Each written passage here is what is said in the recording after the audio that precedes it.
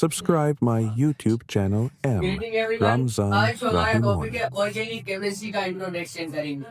तो organic chemistry सबसे पहले जो हम हमारी बेसिक लाइफ के अंदर जो चीजें इस्तेमाल कर रहे हैं, फर्स्ट ये जो फर्नीचर है, व्हीकल्स है, फ्रूट है, मिल्क है, टूथपेस्ट है, ये सारे के सारे ऑर्गेनिक कंपाउंड्स हैं।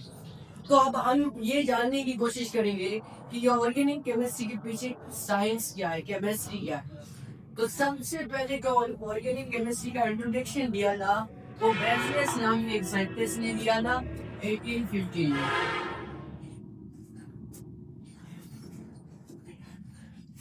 1815 में बेंजलियस नाम का एक साइंटिस्ट था जिसने कहा था कि ऑर्गेनिक कंपाउंड जो है वो सिर्फ और सिर्फ लिविंग ऑर्गेनिजम्स में मिल सकते हैं।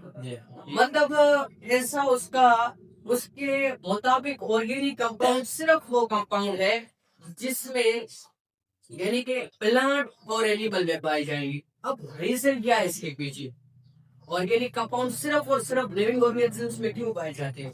उसने कहा कि क्योंकि ऑर्गेनिक कंपाउंड के पास एक वाइटल फोर्स होती है और वो वाइटल फोर्स सिर्फ और सिर्फ लिविंग ऑर्गेनिजम्स में पाई जाती है। यानी सिंपल लफ्जों में ऑर्गेनिक केमिस्ट्री का बेंजलियस ने जो इंट्रोडक्शन दिया था या उसके मुताबिक जो ऑर्गेनिक केमिस्ट्री दी, ऑर्गेनिक कंपाउंड या ऑर्गेनिक कंपाउंड ऐसे कंपाउंड जो सिर्फ और सिर्फ लिविंग ऑर्गेनिजम्स में हो, प्लांट और एनिमल्स में हो, हम इसे अकॉर्डिंग टू बेंजलियस हम इसे लैब के अंदर नहीं बना सकते।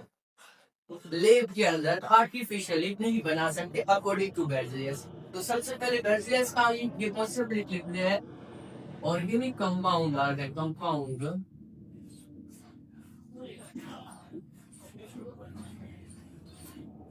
are used compound which are made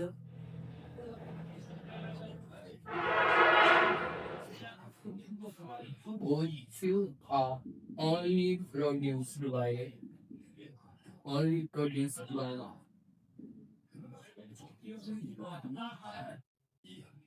living organisms.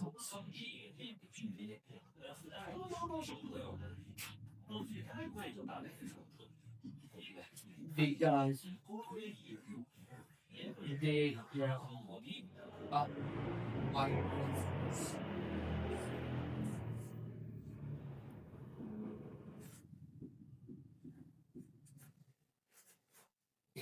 यानी बेंजलियस ने जो 1850 में ऑर्गेनिक केमिस्ट्री का तस्वर दिया था, organic compound are those compound which are only produced from living organisms because they have a vital force.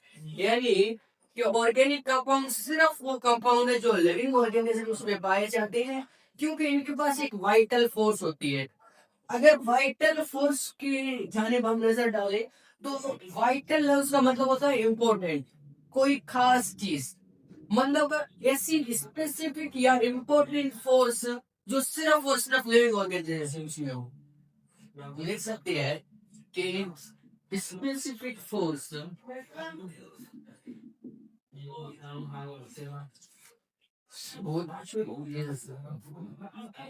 only in living organisms.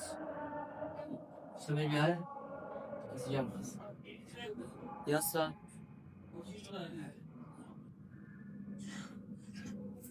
Specific force which is only in living organisms.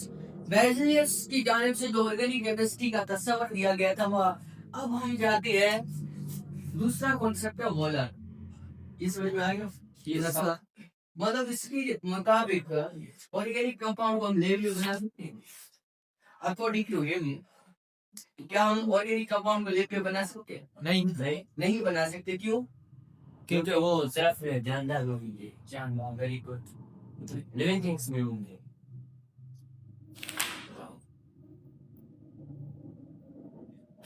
We can't make organic compound from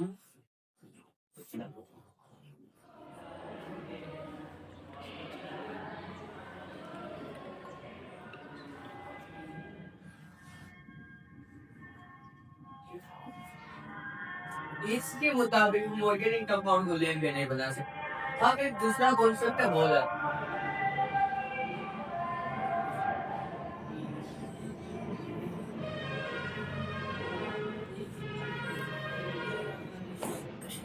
1815 से 1820 तक ये तस्वर किया जाता था, ये माना जाता था कि ऑर्गेनिक कंपाउंड सिर्फ और सिर्फ लिविंग ऑर्गेनिजम्स में पाए जाते हैं। लेकिन अब बॉलर क्या करता है कि इनऑर्गेनिक कंपाउंड लेता है, अमोनियम साइनेट। इनऑर्गेनिक कंपाउंड लेता है अमोनियम साइनेट, उस इनऑर्गेनिक कंपाउंड से एक ऑर्गेनिक कंपाउंड बनाता है। तो अब देखो, बेसिलियस ने कहा कि ऑर्गेनिक कंपाउंड सिर्फ और सिर्फ लिविंग ऑर्गेनिजम्स में बनाया जाता बनेगा। लेकिन वॉलर ने क्या किया, एक इनऑर्गेनिक कंपाउंड बना लिया, अमोनियम साइनेट, उससे बनाया यूरिया। अमोनियम साइनेट से यूरिया बनाया, तो मतलब इनऑर्गेनिक से एक ऑर्गेनिक कंपाउंड बना दिया। बेसिलियस की इस कॉन्सेप्ट को, इस थ्योरी को बायकॉट कर दिया, डिस्प्रूव कर दिया, रिजेक्ट कर दिया। Yes sir. मतलब 1815 से 1820 टू 1828 तक बेसिलस का कॉन्सेप्ट माना जाता था ऑर्गेनिक केमिस्ट्री के लिए। लेकिन अब वेरिएशन क्या आती है, अब कहा जाता है कि ऑर्गेनिक कंपाउंड हम लैब में भी बना सकते हैं। ये क्या करता है, अमोनियम साइनेट लेता है, अमोनियम साइनेट NH और अमोनियम और साइनेट लेता है, इससे एक ऑर्गेनिक कंपाउंड बनाता है।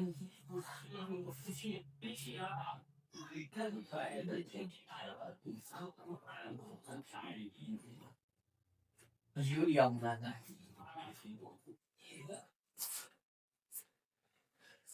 वॉलर ने इनऑर्गेनिक कंपाउंड लिया, उससे ऑर्गेनिक कंपाउंड बना लिया। तो हम कह सकते हैं कि he disproved the theory of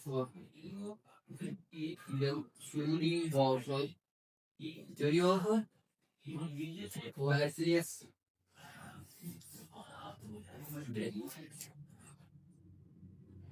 by organic compound from inorganic compound. organic compound from inorganic.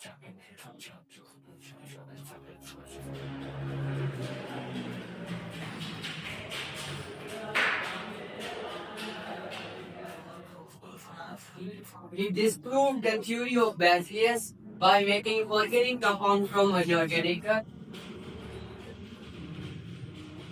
and also give the concept definite person.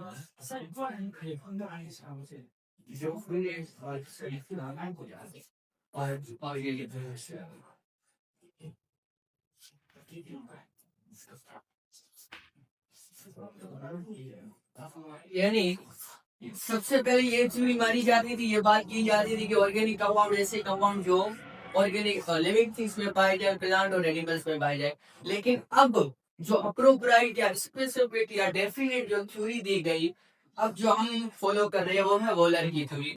मतलब ऑर्गेनिक केमिस्ट्री की जो डेफिनेशन है, अकॉर्डिंग टू वॉलर और according to the concept we follow right now, इस time period में जो हम concept को फॉलो कर रहे हैं वो है ऑर्गेनिक केमिस्ट्री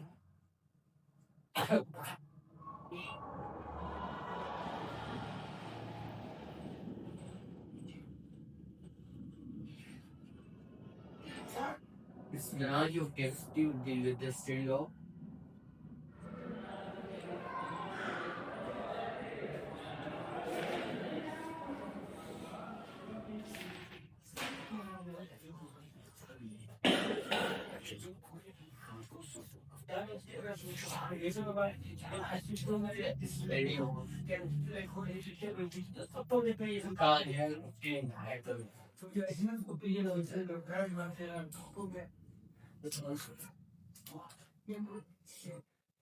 मतलब अब जो ऑर्गेनिक केमिस्ट्री की डेफिनेशन दी गई है, वो डेफिनेशन है कि ऑर्गेनिक केमिस्ट्री वो केमिस्ट्री है जिसमें से ऐसे कंपाउंड जिसमें से कार्बन और हाइड्रोजन दस्तियाब हो।